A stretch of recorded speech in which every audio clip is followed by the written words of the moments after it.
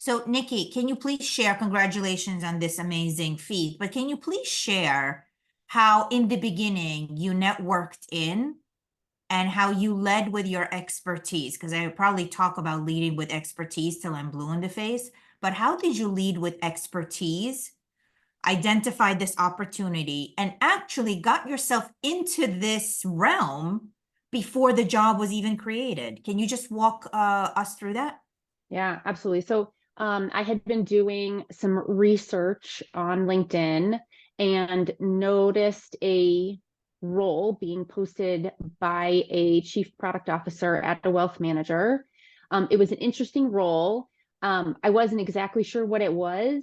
But so what I did is I noticed that I had a former colleague that had now moved. This was like 3 moves later, but she'd moved and she had been on my marketing team at my old shop.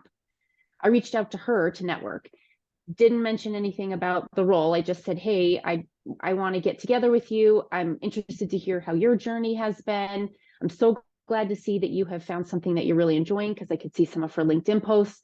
She and I got together, and I hadn't worked with her for several years, so I needed to, after catching up and hearing how well she had been doing, um, told her about what I had been up to in the last several years, told her some of my new areas of focus, which were not some things that she was aware of, and asked her if she knew of anything going on at the wealth management shop that she was now at.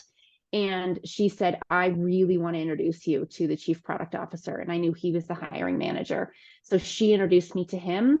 My initial conversation with him was introductory. I just went into it as I'm so excited to meet you. I knew some about his journey, asked him about why he landed where he had landed, because I knew he had left a much larger shop.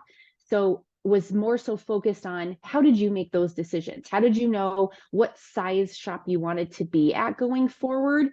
I let him know maybe just some personal anecdotes about how I like to operate, who I am as a person. That really stuck with him. And I think that is what planted the seed of, this is a somebody that I want to work with. He hadn't even seen my resume. He had no idea about my experience. He just liked how I spoke about what I was passionate about. And he said he's just the kind of person that was like, "I would love to help you find anything." He was more thinking about outside of his company, until he was then thinking about his role. He thought about it and thought about his role, thought about wanting to work with me, and then he kind of molded the position based on how I could be a complement to him and what he does every day. So that was how we got started on that path. So you're basically a testament of you truly created the role for yourself by leading with expertise, by connecting with the right people, by connecting the dots, by showing your strengths, by sharing your successes, your stars, all of that. And when people saw that, he didn't even have a role when he met you.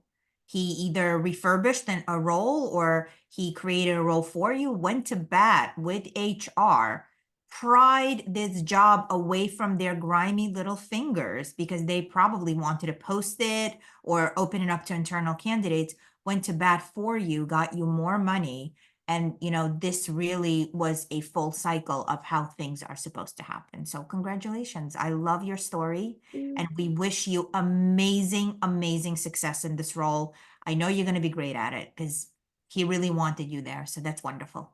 Mm-hmm. Thank you. That's wonderful. You're welcome.